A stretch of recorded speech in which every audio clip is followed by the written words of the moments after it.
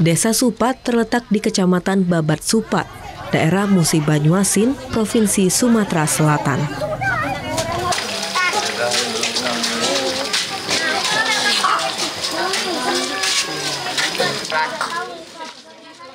Berjarak tempuh 95 km dari kota Palembang.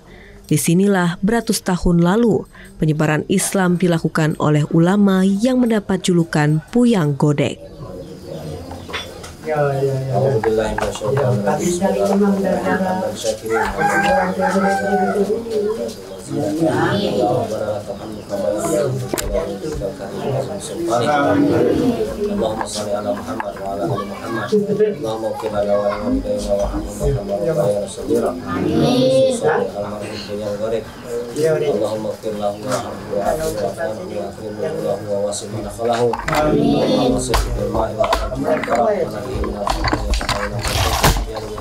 Alhamdulillah kita berada di makam salah satu ulama khususnya di Kecamatan Babat Supat, yaitu almarhum Ki Agus Ali Musatar, atau yang dikenal di kalangan sini dengan Puyang Godek karena beliau memiliki godek yang panjang. Beliau adalah salah satu ulama besar di daerah sini yang menyebarkan agama Islam untuk wilayah Supat dan sekitarnya. Beliau lahir pada tahun 1711 dan wafat pada tahun 1832 Masehi. Di usia yang sampai 121 tahun, beliau mengenalkan Islam untuk wilayah Supat ini, mengajarkan agama, akhlak, dan juga menjadi bagian dari tokoh ulama yang menjaga kampung ini dari segala macam mara bahaya, baik dari para penyamun dan lain sebagainya.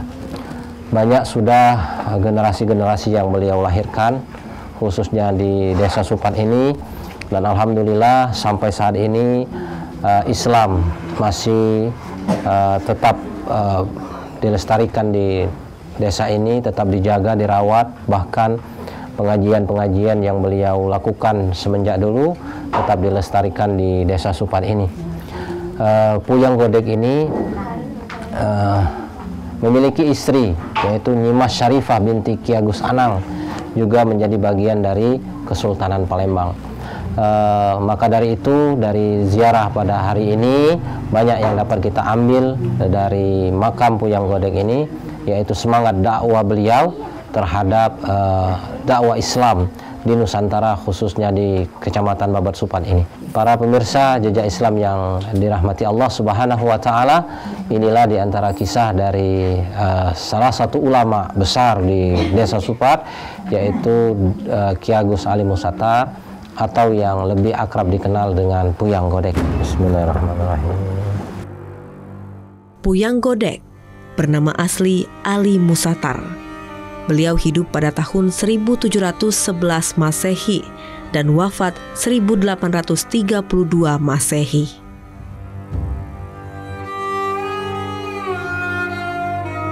Sebutan Puyang merupakan sebutan yang diberikan untuk seseorang yang dihormati dengan berbagai kelebihan yang dimilikinya.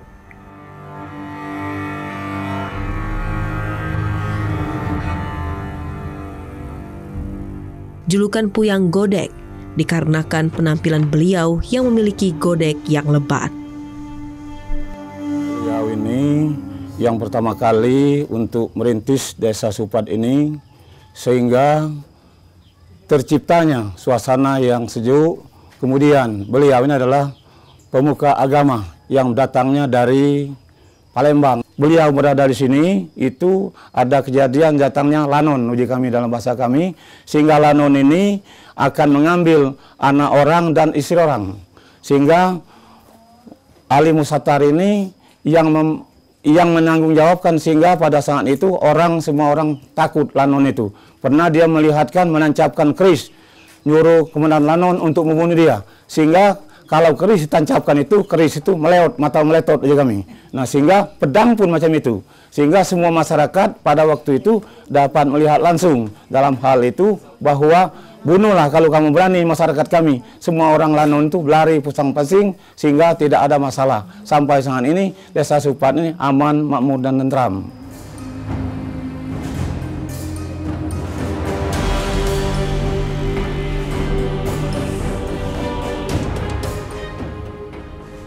Seorang puyang merupakan seorang panutan yang mempunyai banyak jasa dalam perkembangan kehidupan masyarakat di masanya. Secara historis dan sosiologis, gagasan dan pemikirannya dipegang dan diakui sebagai kebenaran.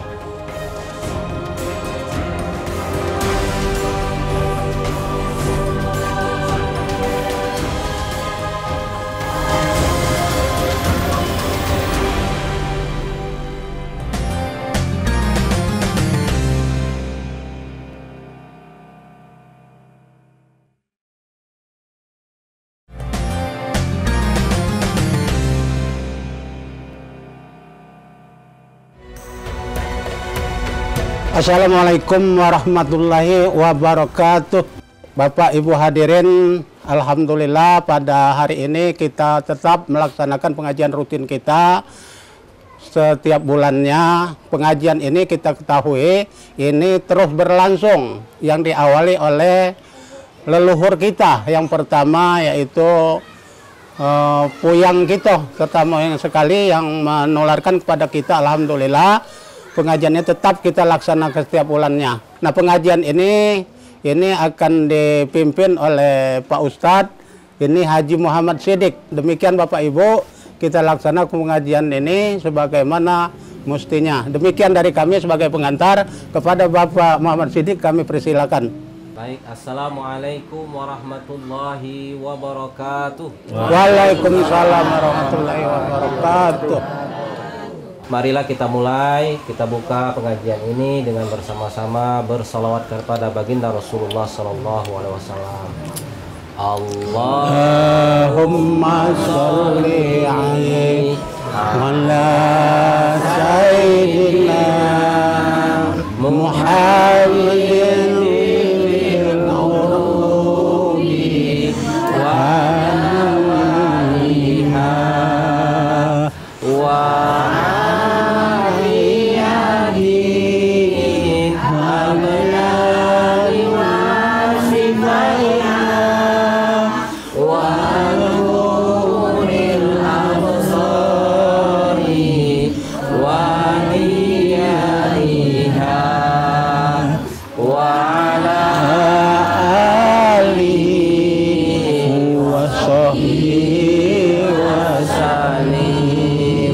Baiklah Bapak Ibu hadirin yang dirahmati Allah Subhanahu wa taala.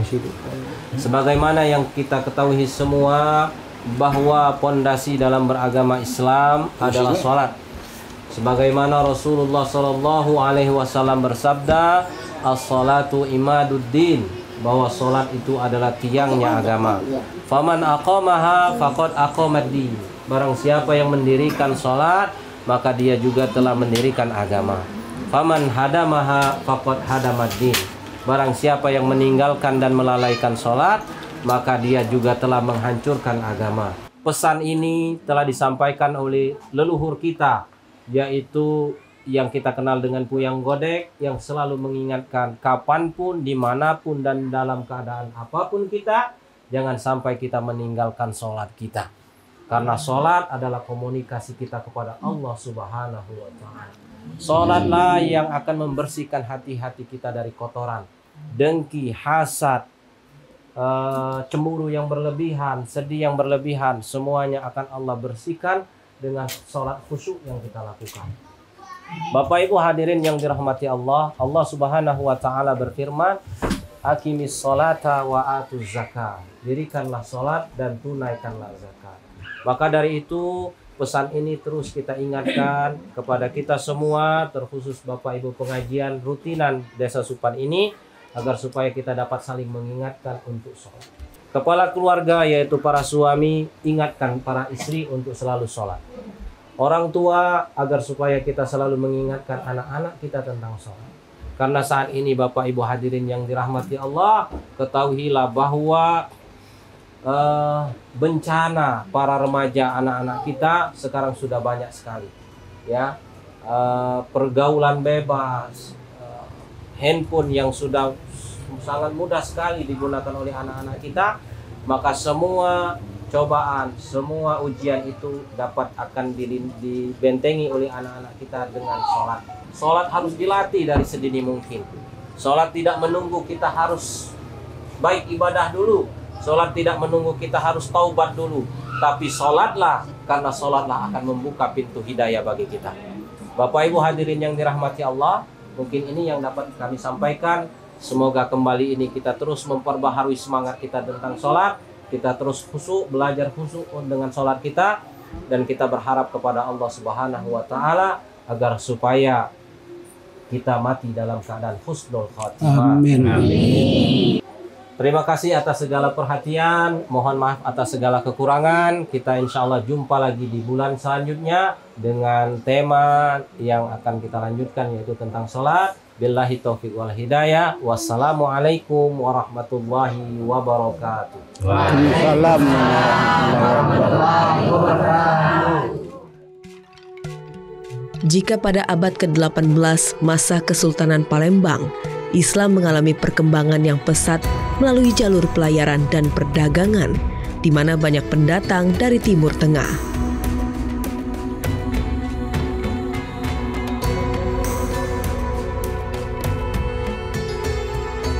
Puyang Godek juga meninggalkan sebuah keris yang sampai sekarang masih dirawat oleh keturunannya. Ini keris peninggalan Puyang Godek yang masih ada sampai saat ini selain masjid yang ada di dekat kita tadi. Dan keris ini sudah dijaga sampai turunan ke-7. Ini di kediaman dari keturunan Puyang Godek yang ke-7 dan masih dijaga dengan baik sampai saat ini.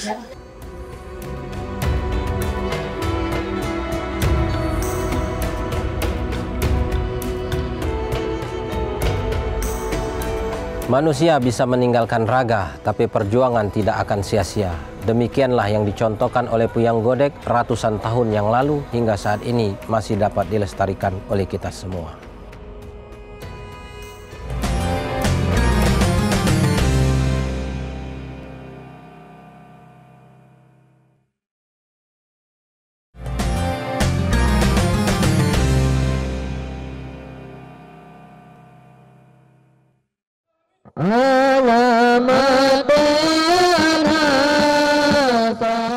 Dalam sejarah, kedudukan Puyang atau ulama mempunyai andil besar dan mempunyai tempat tersendiri dalam masyarakat Islam. Mengikuti jejak tokoh tersebut, maka Pondok Pesantren Al-Mubarokah di Desa Supat dibangun dengan tujuan membentuk generasi Islami yang berilmu pengetahuan, beriman, dan bertakwa. Allah Subhanahu wa Ta'ala berfirman dalam surat At-Taubah ayat 122, "Falaula wa ma kana al-mu'minuna liyaghfiru kaffah falaula nafara min kulli firqatin minhum ta'ifatul liyatafaqahu fid din wa liyunziru qaumahum idza raja'u ilaihim la'allahum yahdzarun." Dari ayat ini Allah Subhanahu wa Ta'ala memerintahkan kita agar supaya kita mengirimkan di antara kita untuk memperdalami ilmu agama, agar supaya dapat menjadi penerus dakwah Islam. Oleh karena itu, inilah menjadi landasan kami membangun pesantren Al-Mubarokah ini, agar hendaknya dari santri-santri Al-Mubarokah yang dibina dan dikader di pesantren ini, kelak ketika mereka kembali ke kampung halaman mereka, mereka dapat meneruskan risalah dakwah kenabian Rasulullah SAW di bumi pertiwi ini. Sebagaimana yang telah dilakukan oleh para pendahulu-pendahulu kami, para ulama-ulama kami, sebagaimana yang ada di Desa Supat ini, yaitu Puyang Godek. Dari beliaulah semangat dakwah itu lahir kepada kami, sehingga memotivasi kami untuk mendirikan pesantren Al-Mubarokah ini. Siapa kita? Santri. Siapa kita? Santri. Pondok Pesantren Al-Mubarokah dibangun berdasarkan keprihatinan pendiri terhadap proses pendidikan tingkat MA SLTA di wilayah Supat dan sekitarnya. Maka pada tahun 2003 didirikanlah Madrasah Aliyah Al-Mubarokah.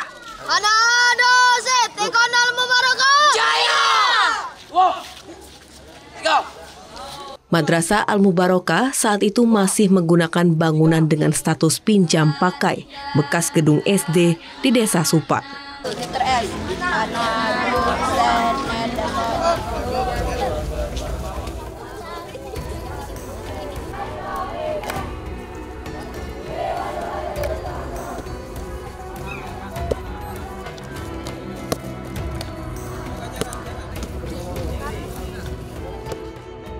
Setelah 13 tahun konsisten dalam proses belajar, maka pendiri mempunyai inisiatif untuk mengembangkan lembaga pendidikan ini menjadi sebuah pesantren Al-Mubarakah yang di dalamnya terdapat lembaga pendidikan formal dan non-formal dari tingkat TK sampai SLTA.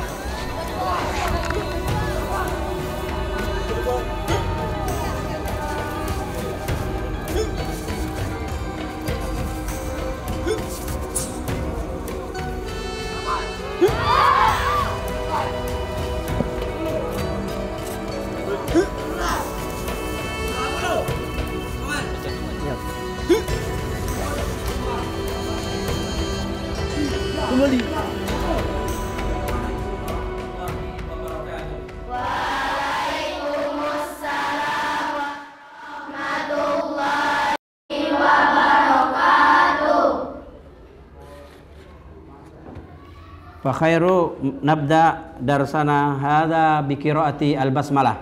Bismillahirrahmanirrahim.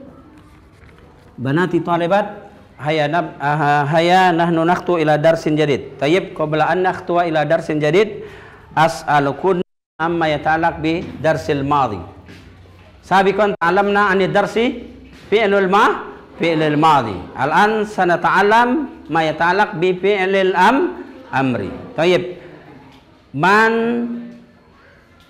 turidu an tujiba as-su'al minni? Man? Tayyib. Anti ya Mela, atini fi'lan madian. Daraba. Tayyib. Hal tastati tasrif lughawi? Tayyib. Al-an tu'tini tasrif lughawiyan min fi'li daraba.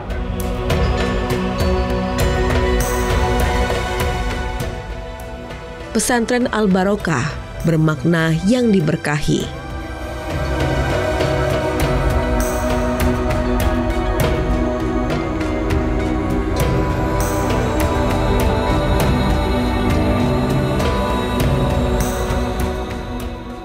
Pendiri pondok pesantren berharap agar tempatnya benar-benar diberkahi dan menjadi tempat lahirnya kader pemimpin umat yang hafiz, cerdas, dan muslih.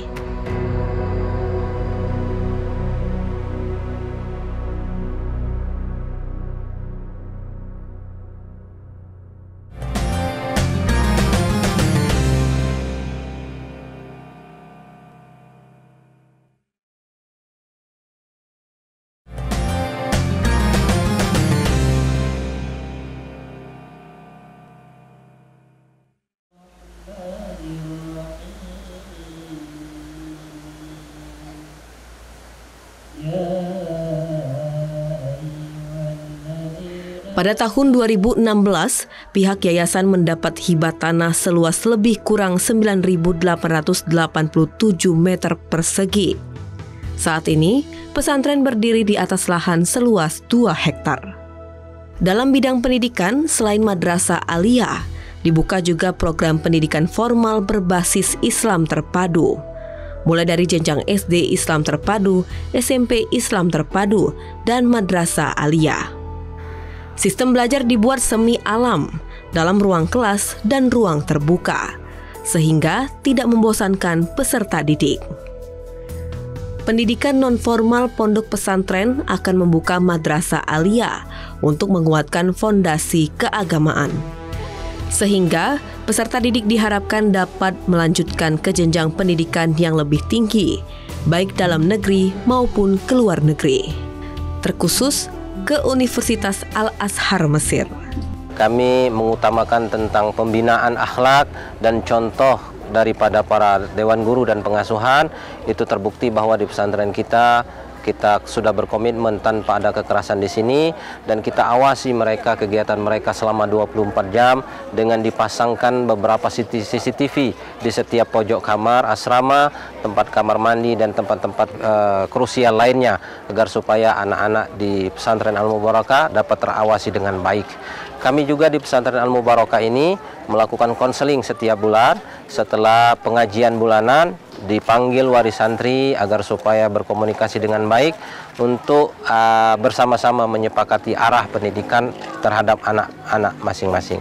Sudah mengikut sertakan kami KPAD untuk bersama-sama dengan satu katakanlah perjanjian MOU untuk tidak ada kekerasan dalam memberikan pendidikan di lingkungan Pondok Pesantren Al-Mubarakah Babat Supat Kabupaten Musi Banyuasin. Dan ini bagi kami merupakan apresiasi bagi kepengurusan Pondok Pesantren Al-Mubarakah, dan kami berharap juga untuk pondok-pondok pesantren khususnya yang ada di Kabupaten Musi Banyuasin untuk terus dapat juga meniru kegiatan yang seperti ini, sehingga lembaga pendidikan ini dapat memberikan pengetahuan, menanamkan etika moral dan religiusitas yang betul-betul itu tidak lagi menggunakan kekerasan dalam penegakan disiplin di lingkungan pesantren.